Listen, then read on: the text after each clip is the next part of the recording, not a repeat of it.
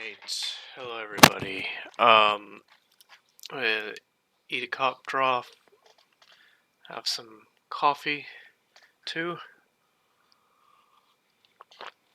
We have the real Python wave files, which I'll have a link to in the description, and it's going through everything, like what a wave file is, how to deal with the bytes for the frames that you get out of it, to get the metadata and everything. Let's start with, I need to do some reading, and I'm a slow reader, so I'm gonna have to do a lot of this off camera.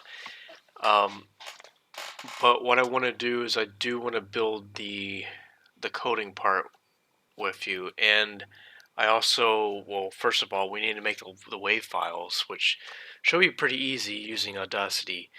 So let's get started with that, and then also there's a video that we need to watch together about bandpass, low pass filters, high pass filters. Let me find that right quick, and we will watch that together.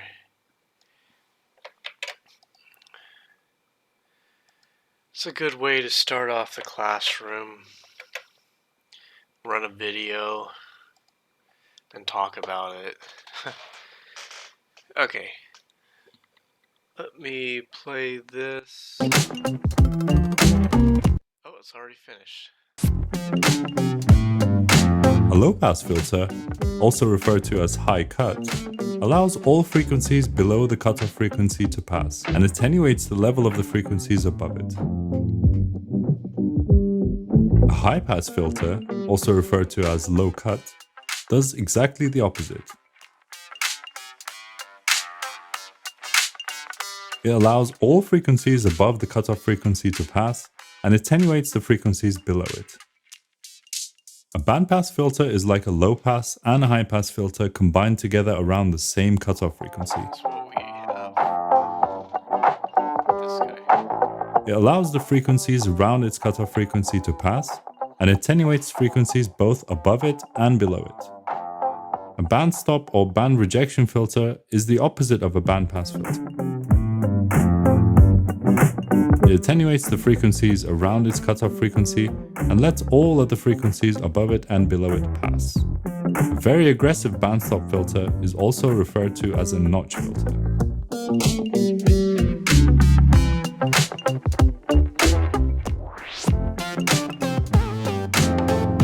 Yeah, this is simple, to the point. Damn, let's just subscribe to this guy. Like, he's really good stuff right here. Okay, now let's go to Audacity. I think I was running it in the terminal. We'll just run it again. And oh, that looks cool. Let's open up recent file. We'll do the low pass present. We want to export audio on my computer. It's already wave format, and we wanted the sampling rate to be the same, 192 Hertz. And it's doing a signed 16-bit PCM. I'm just gonna go ahead and start writing this stuff down, so we know what to do later on. Kilohertz, and it's signed 16-bit pulse coded modulation. Okay, well, let's do mono, export it. Oh shoot, where did it export it at? No, don't put it there. Dang it. I'm gonna put it in videos and tech. then ultrasonic sensor. Oh, there we go. There we go. Did that one. Let's open up the other one. Low pass none. Export the audio. Same place. Same type of encoding. Okay. Good. Yeah. So I think I know enough to do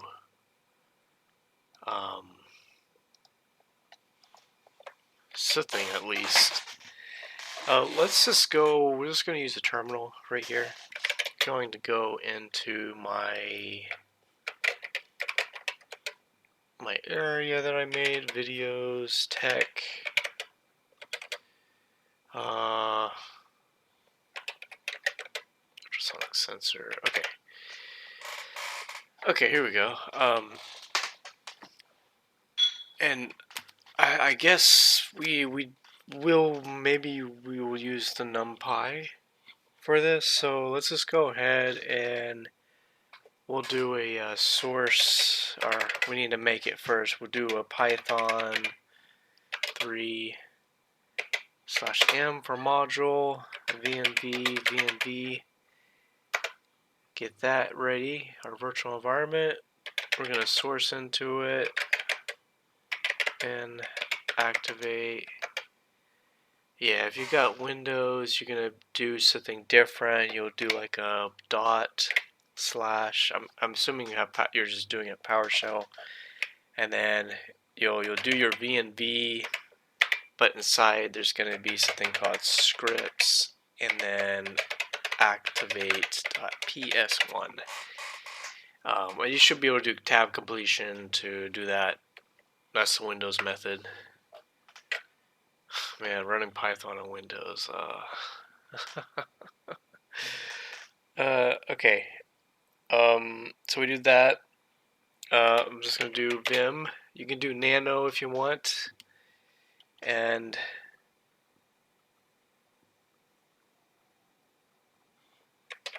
analyze.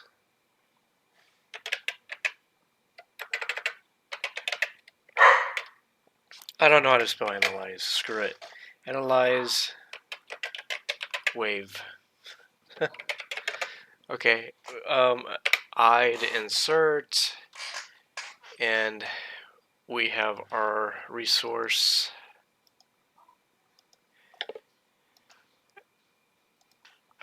No, actually, it was in here somewhere. No. It was. Here we go. Okay, so I think we have to import wave. So yeah, so we just do an import wave right here. Go ahead and copy that. Oh, excuse me. Control Shift V, import wave, and then I think we do a wave dot open. I forgot the file name, so I'm just gonna exit :WQ. Let's see what file names we need. Okay, here we go. So here's a file name right here.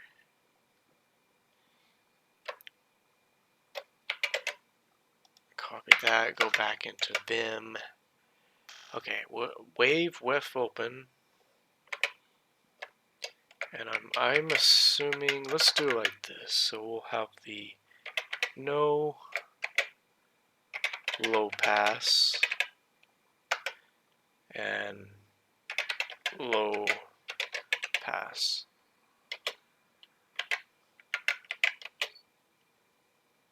And it'll just be like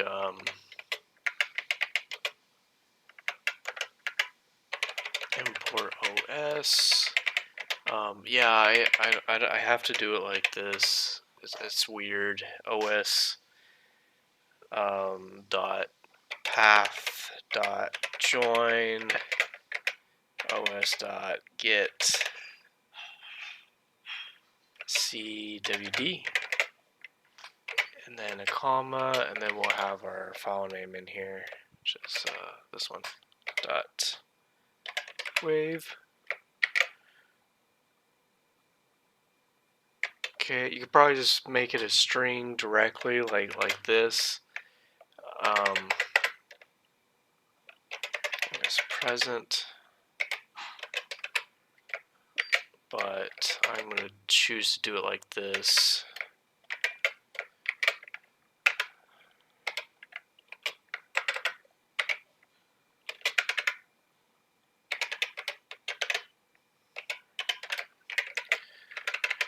Now I'm writing it backwards. Okay, there we go. Yeah, so then we can just do it like that, and then we'll wave open, no low pass. Go ahead and do it with the other one.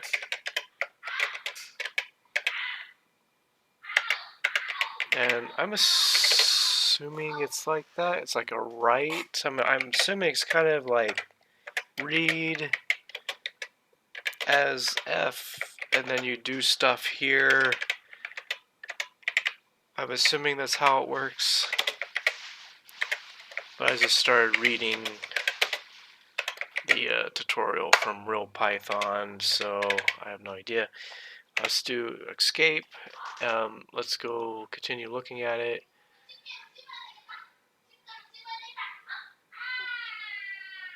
Okay, so I'm gonna just do it like that.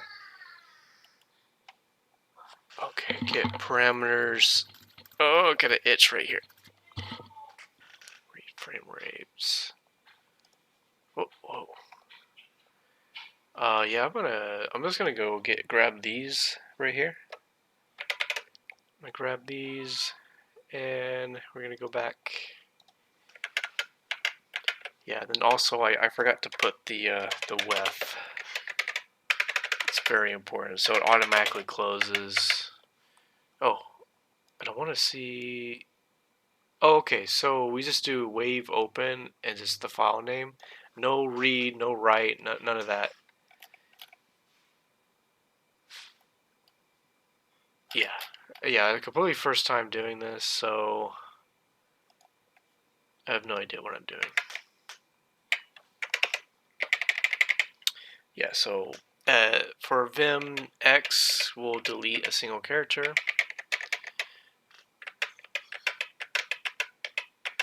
Okay, there we go. So yeah, let's get that, rid of that.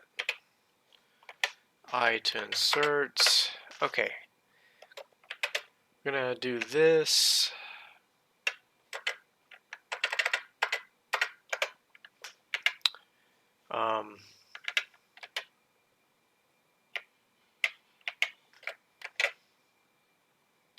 No filter. Yeah, let me just do that. No filter. Wave.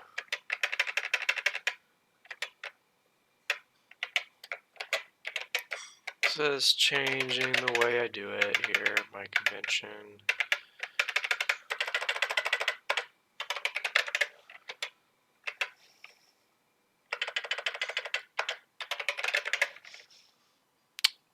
Oh.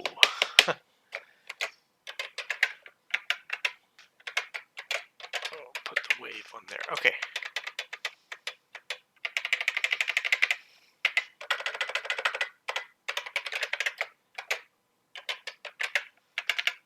Okay. Let's do.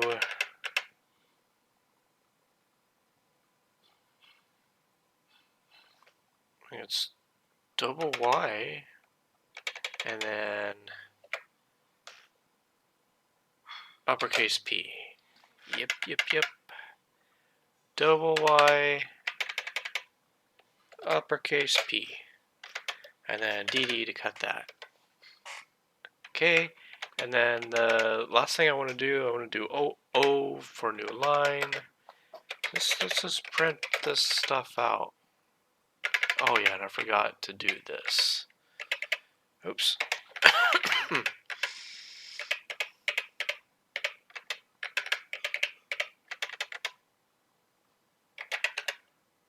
Oh. Ah. Hmm.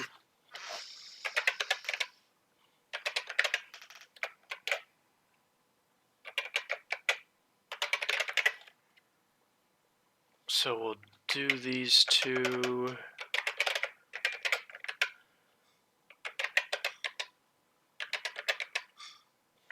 Oh.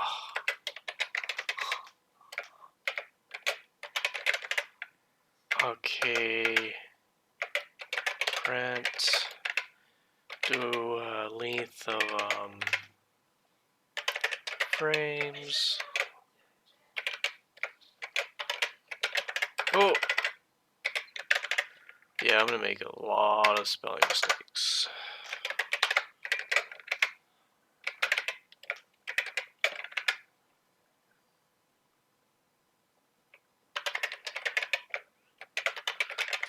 Okay, let's see what this does here.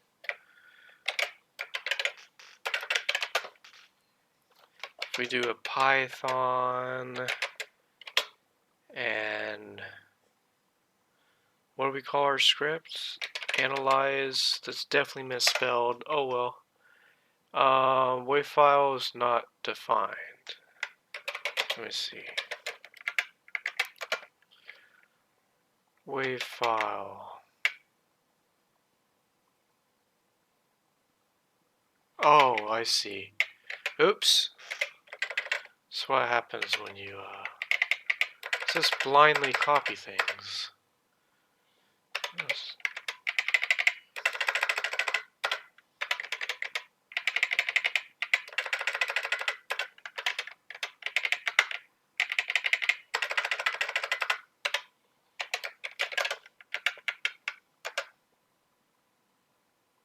Name metadata is not found. Again, I think it's because of me copying things. Read metadata. Yeah. Oh, I see. No filter. And down here, metadata filter. Okay, so we got some information here. Looks like our frames are around the same. I think that's 400. Is it 4 megabytes? 4.6 megabytes? Or megabits? Megabytes? Megabits? Should be megabytes, right? Not compressed. 192,000 hertz. Sample width is 2 and channels is 1. Okay, that's cool. So we got that much. Let's try to go to the next step.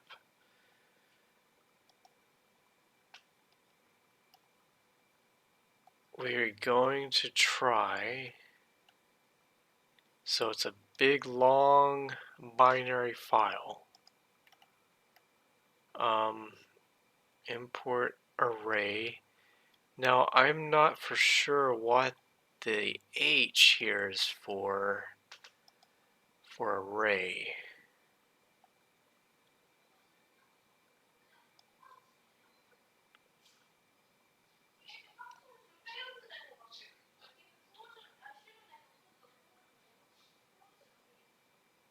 Frames bytes. We're going to copy it and give it a try. Anyway. And I think the reason why I don't understand that is because the arrays type code, I think this is getting into the layer that's underneath the Python layer, into the CPython layer. Because I remember seeing H. Isn't that like a header or something? Okay, we need to find that out. We have to find that out. But let's give this a test over here.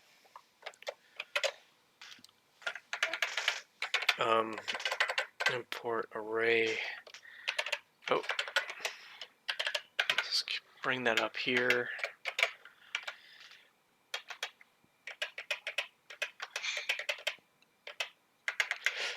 Oh man. Okay, so let's do that. PCM samples array frames. Okay. Okay, we're gonna have to kind of rename it just a little bit. So this will be filter. Or no, let's do no filter.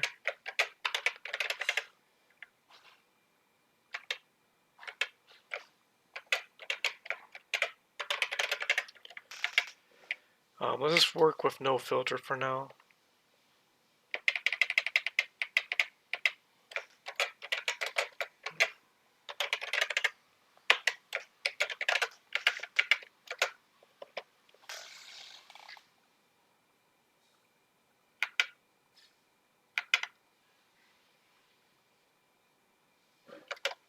I wonder why that's. Oh,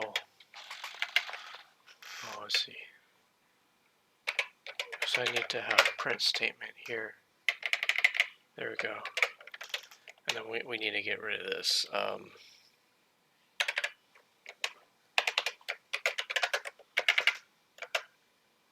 Okay.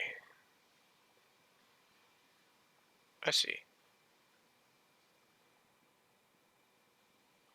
Okay, I see what they were talking about. The end frames compared to the end frames when we use the array are exactly the same. So that's good. It's a good sign because that's what they were talking about here.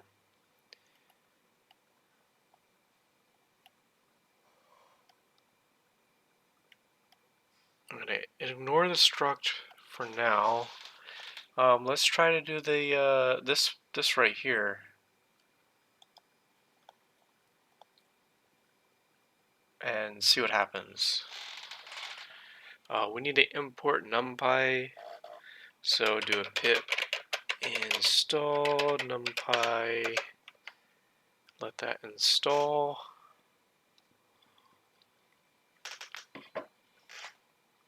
And then let's put in our numpy.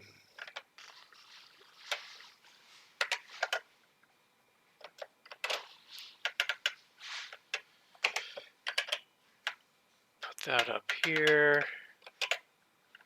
Get rid of these.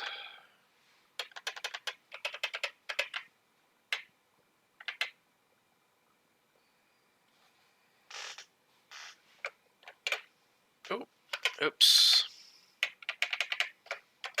No filter, and then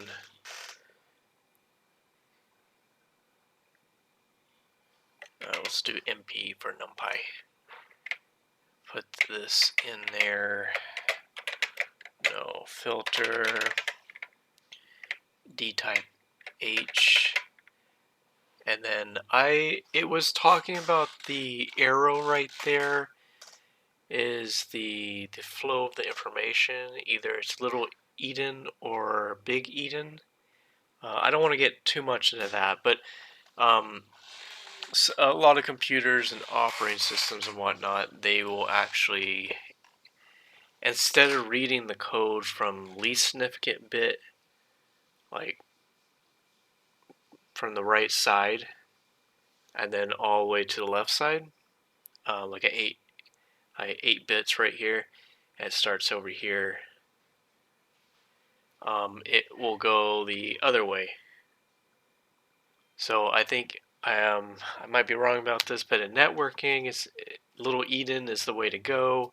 But with different processors, some of them are big Eden, some of them are little Eden. I don't want to focus too much on that, but that's what this arrows here is for. You can see right here. That means it starts from the right and goes to the left. Anyway,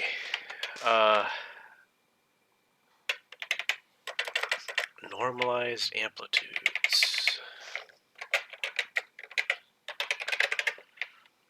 Samples, no filter, NP. Oh, we need to print something out. Let's print something out. Let's print this PCM samples, no filter, MP, and then we'll print this out as well. Oh, okay, I see what they're doing. They're doing a bit, yeah, you got like a vectorized operation. So we're taking advantage of NumPy, and we are, looks like we're dividing 2 to the 15th power for all the data that's inside this NumPy array.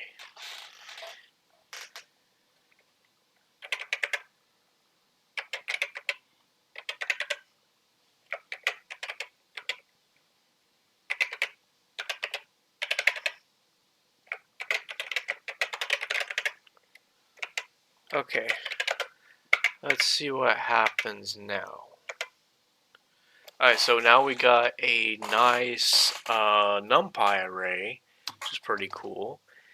And you notice here, here's the original NumPy array, and then we did this operation where we divided 2 to the 15th power for each one.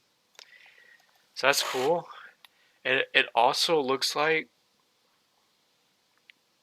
our data is like just, yeah, because we're just taking that byte, that big long byte stream that we had, and we made it into an array, and then we made it into a NumPy array, and it's just a long data frame. It looks like it's just one row and many columns.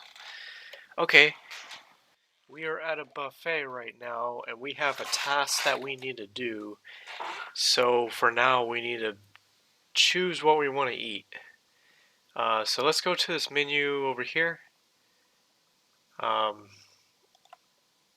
that smaller. We want to visualize audio samples as a waveform. Okay. PCM encoding.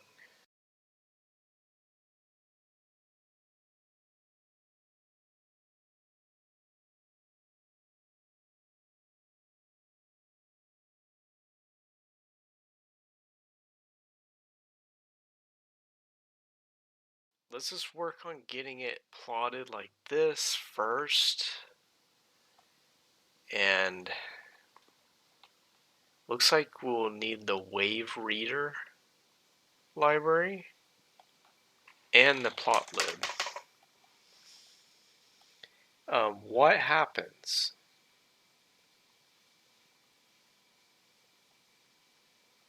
We do need to do a pip install matplotlib. Okay, there it is.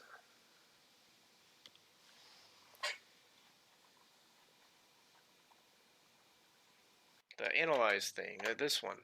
Okay, so we go into here, go all the way down, paste that in there. If we do bad stuff here,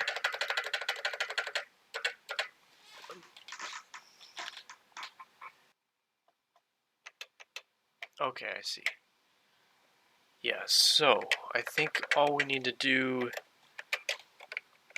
so let's see what happens. Probably won't work.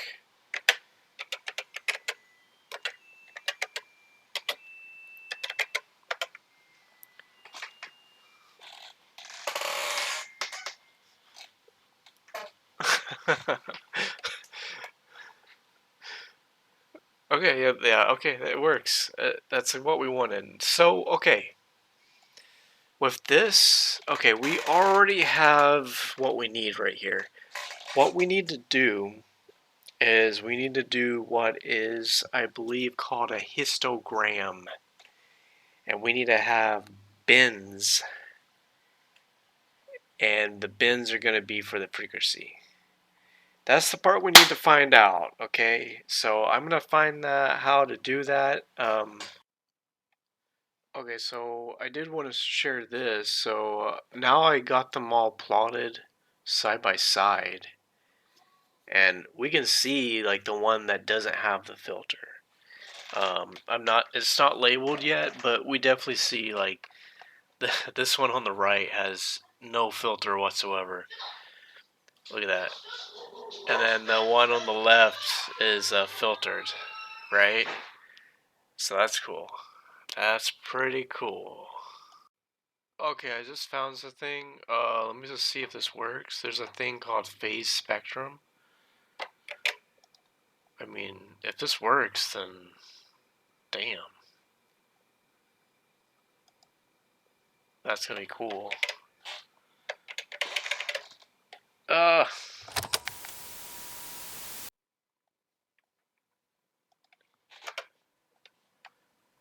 okay, I said I wasn't gonna do this, but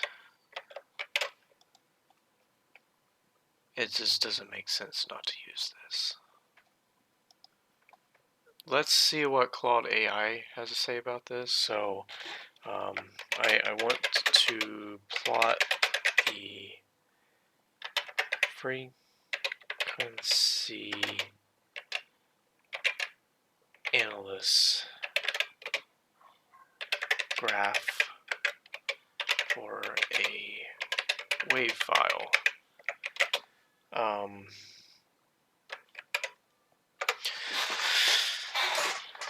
See what it says.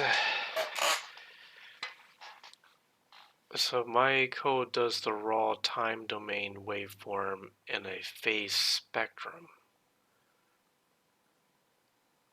You would want to use magnitude spectrum or a power spectricity plot. Okay, so I was using the wrong graph because I looked at it and I was like, oh, well, actually, it says phase spectrum. God, how stupid do I need to be, man?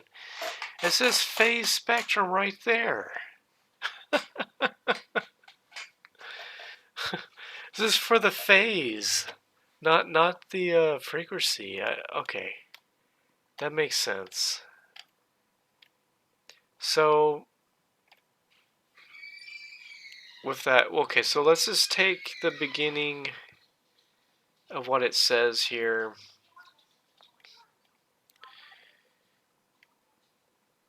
Frequency and now FFT.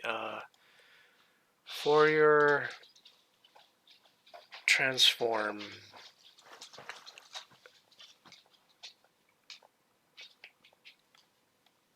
Okay.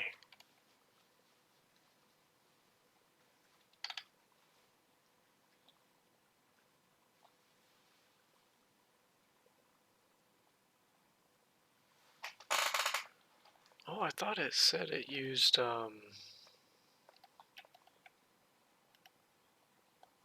you want to do magnitude spectrum. Magnitude spectrum.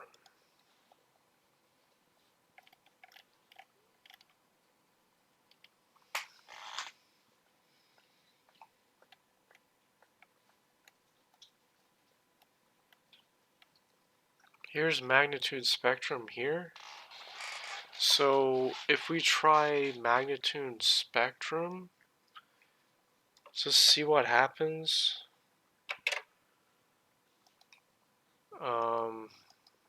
Yeah, we'll see what happens.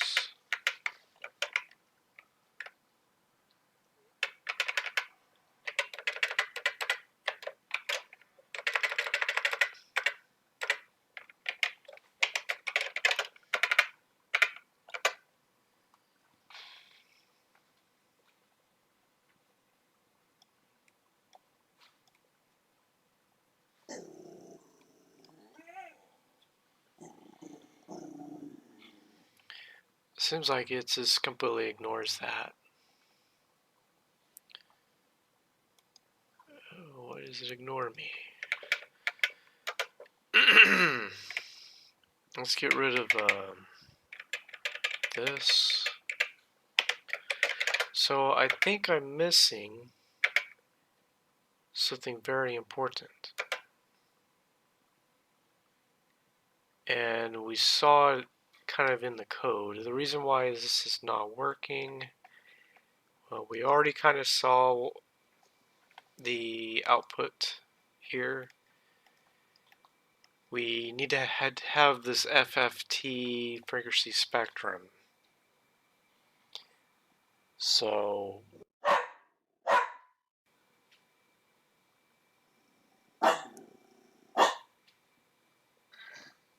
okay.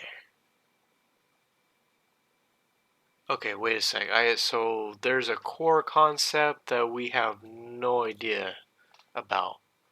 And that's the issue. So I need to do some reading, and it's right in this area right here. So let's do that. And then, okay, I'm not going to look at this anymore. There we go.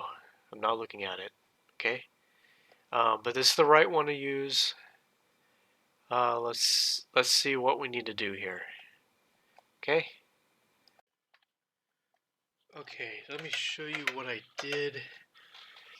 I added this variable called fs to hold our 192,000 hertz, our frame rate.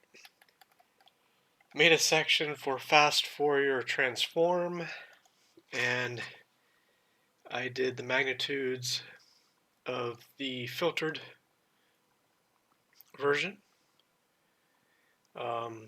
NP absolutes, NP fast Fourier transform, and our FFT, and then I put in my filtered version of the NumPy array. And then I also got the frequency for it as well. And yeah, the length of the array divided by 1 over 192,000.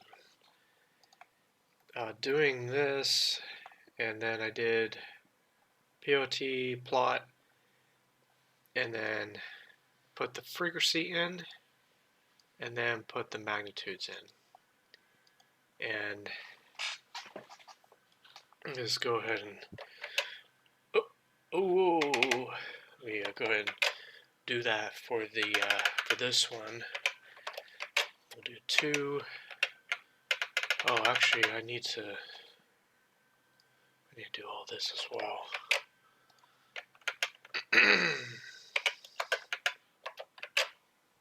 Except we need to do the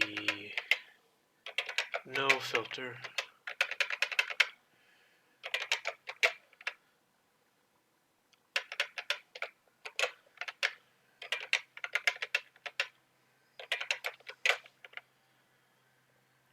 Okay, and then this one's going to be no filter.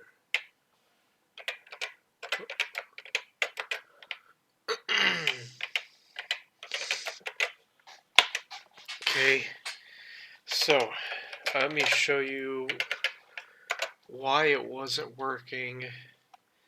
It's actually very easy issue.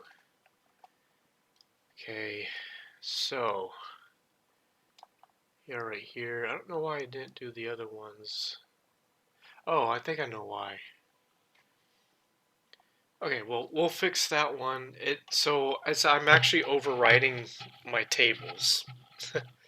So we need to do the zoom right here.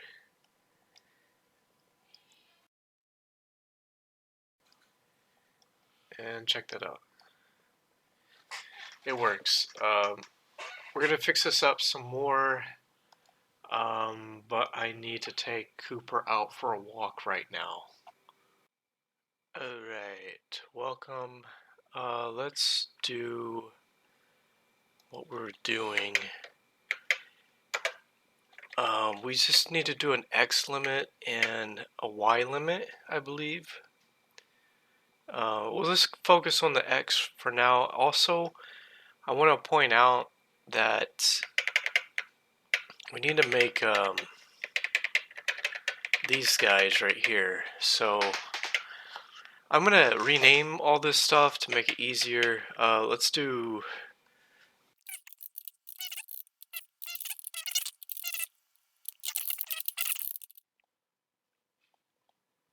Can we just do a I guess just code like that just to get VS Code up open. There we go. Okay.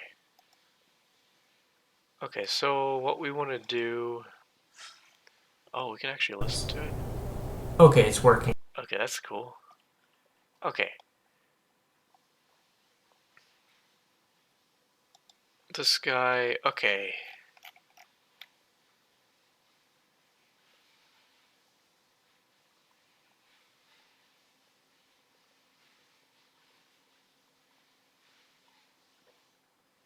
Yeah. Should definitely be like that here. Okay.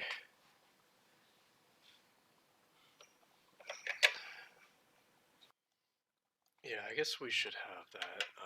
Oh yeah, we're not using Vim anymore. Okay. I'm just going to have that down here.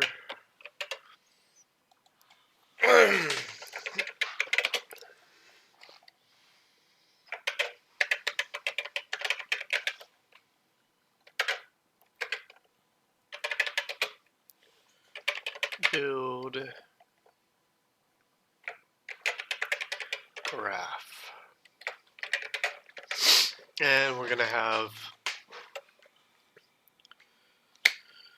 the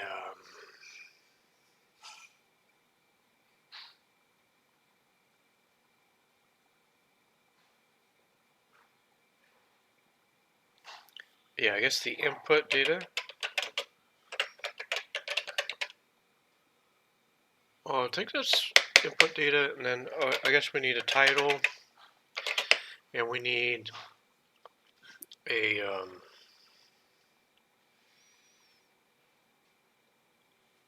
yeah, I guess an X title and a Y title.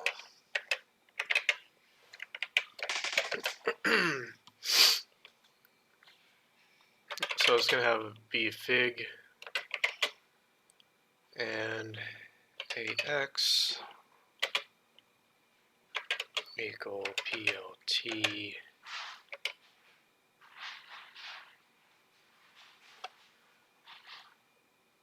subplots. It'll be like that.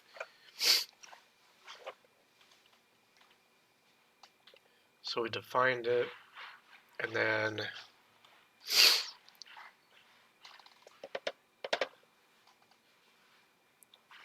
yeah, I guess we do the AX, and then we go ahead and plot, and then we just throw in the input data, and then we take care of the title, set the title,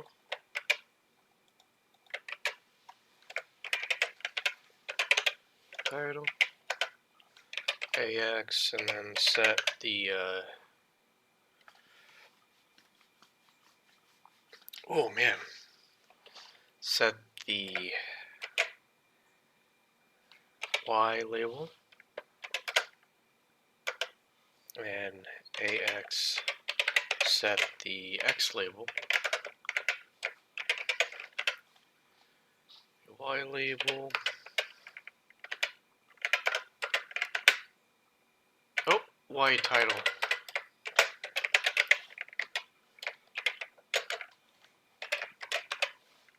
X title, and then add in a limit. So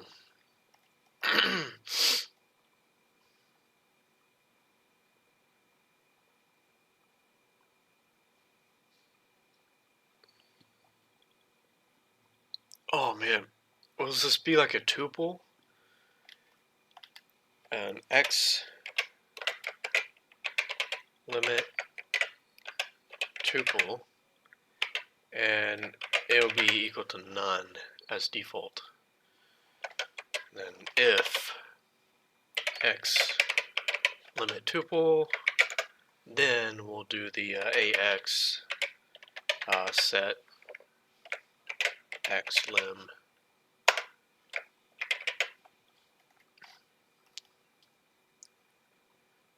And then we'll have our tuple right here.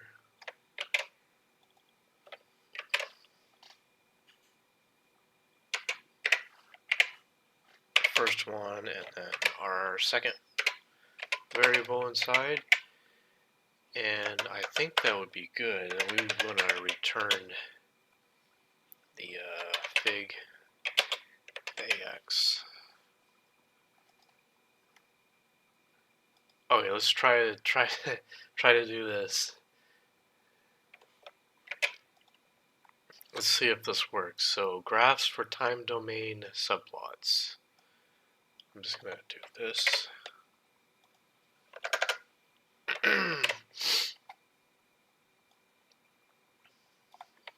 So we're gonna try to do it like that. And then the input data is gonna be the PCM no filters.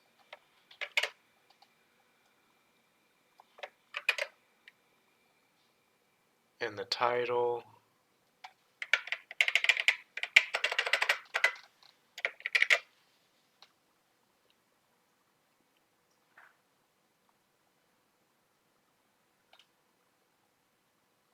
Be down here.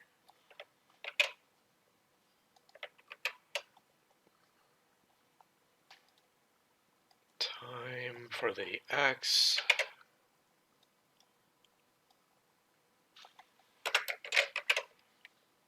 Oh, what the hell? Oh, why did that? Then we have amplitude.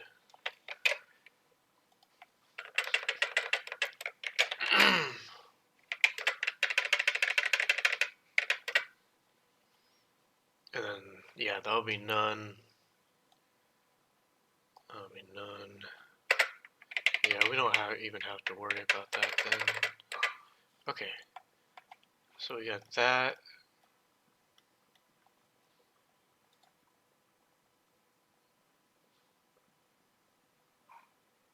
Yeah, we can just take that stuff off. And then we'll do the same thing. This time with filter. I'm also gonna make these into a wave, so I know what type of graph they are.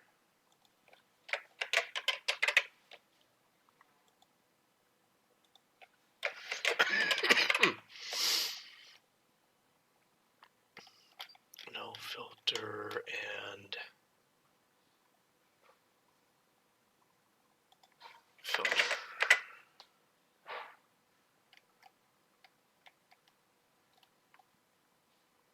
Band passed. Filter.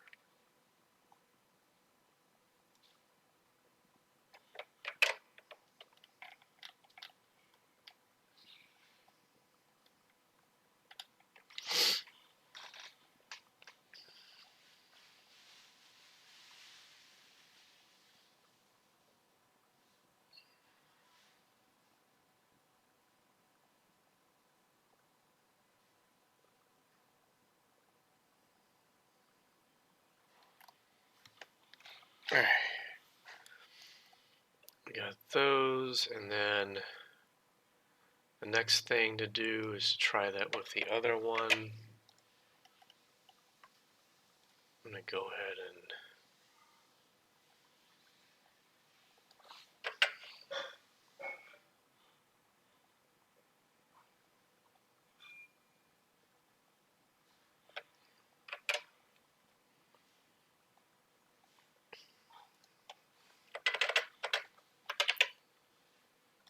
change the way I do this. FS.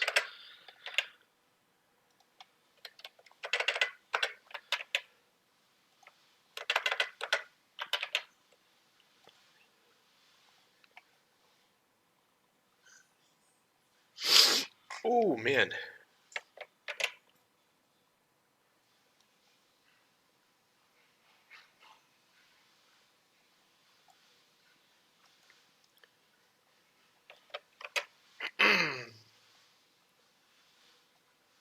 And then no filter.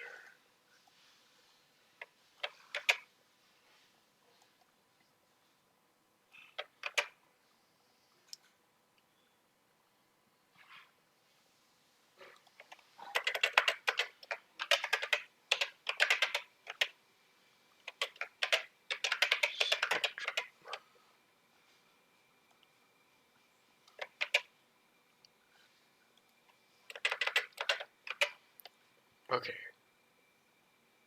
And then this time we're going to have this one. It's going to be a tuple.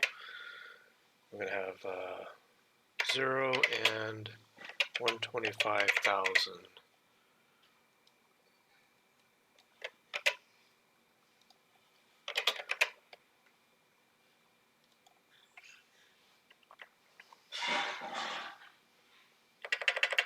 Number of samples.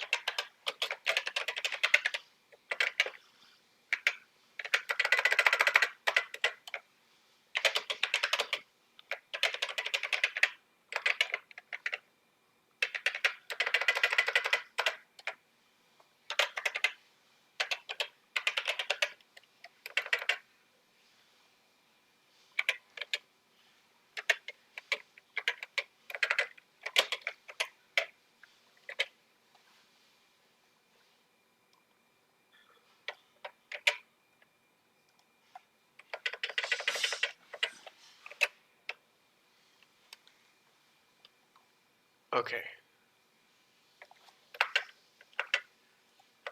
Now let's see if that's a little bit more better. Then we can take off this part too.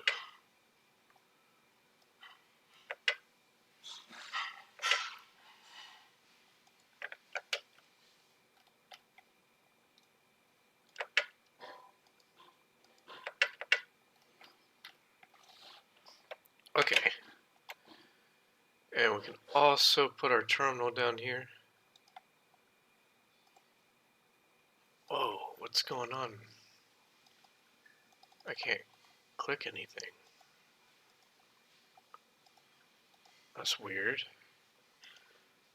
Let me just get some stuff closed down here. Yeah, save it. I need to clean up some things. I got too much stuff going on right now. Oh, we want to keep OBS up. Okay, I don't know. I don't know why it's doing that. We'll just do this and see what happens.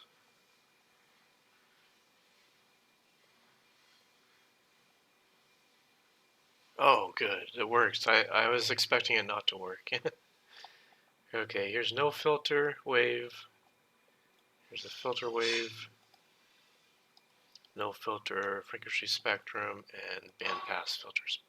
Frequency spectrum. Yeah, I don't know. That's weird.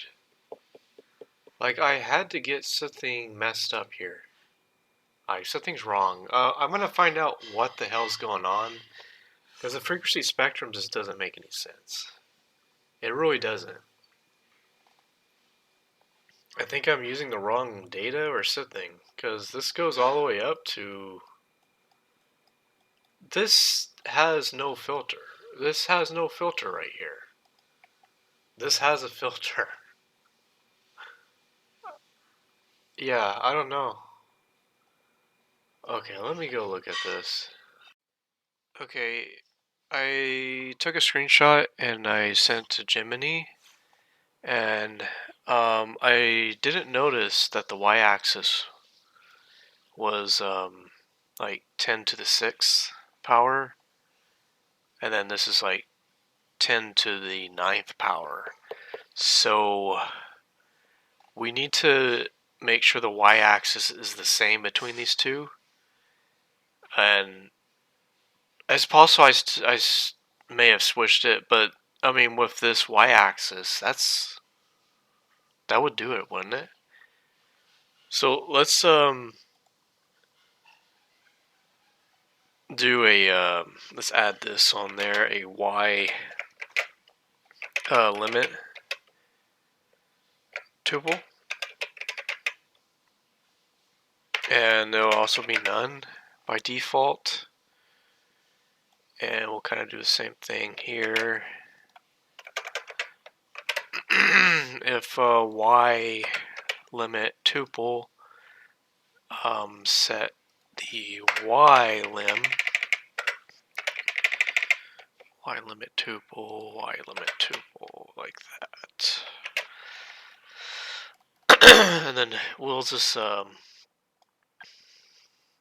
I guess I could kind of do this here, get a little bit more readable.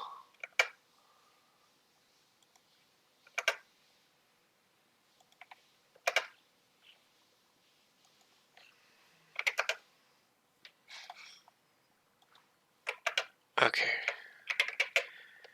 Let me see.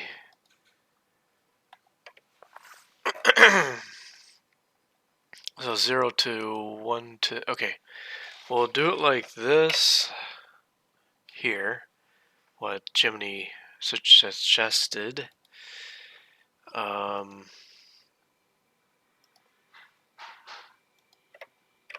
Like that. See what happens that way.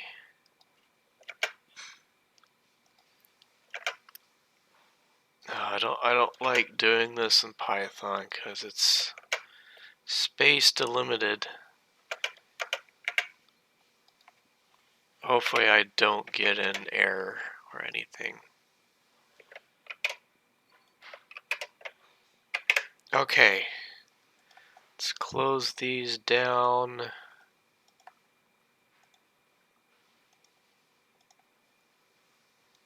And we will rerun them. See what happens.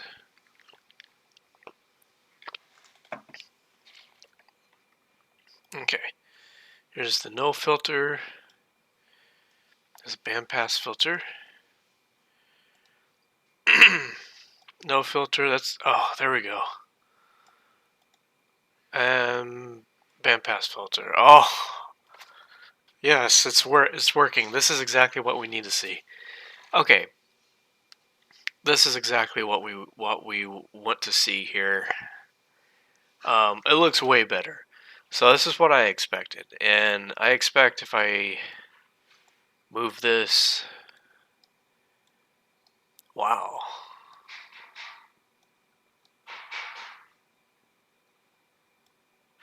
Holy moly. Yeah, like hey man, it's ultrasonic. It's ultrasonic, look at that.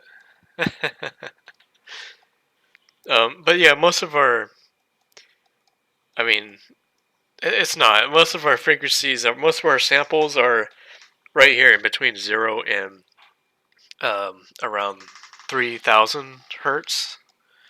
I mean, look at that. Yeah, so it's not ultrasonic, but I mean, it does pick up ultrasonic frequencies though, right? Above 20,000. So that's cool. That's really cool. Without a bandpass filter, this is what it is. This everywhere. That's really neat. That's exactly what we wanted to see. And I mean, this does technically do more than 20,000, but it's just so attenuated that this doesn't really count. So our ultrasonic sensor should have most of everything over here. But I wonder if you could make a high pass filter, cut off everything below here. I wonder if you can configure it a different way so that you can use the sensor in a different way. But yeah, this is all we wanted to do at this point, is have some nice matplotlib graphs. I don't know why that was so difficult for me to do. Spelling mistakes. In the beginning, I don't like to make the functions in the beginning because I want to go through what I want to do step by step in a procedural way. That way I get the logic down and I get it to work first, and then I'll go back and I'll be like, okay, what's the main pattern here? Make it into a definition. That's the way I code. It's very inefficient, but it works.